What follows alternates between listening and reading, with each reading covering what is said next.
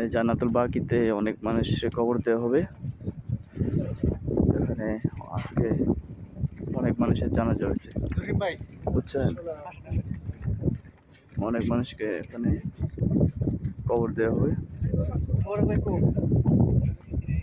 প্রতি ওয়াক্ত নামাজের সময় এখানে জানাজা নামাজ 5 জন 7 জন 8 জন 10 জন করে, বুঝছেন?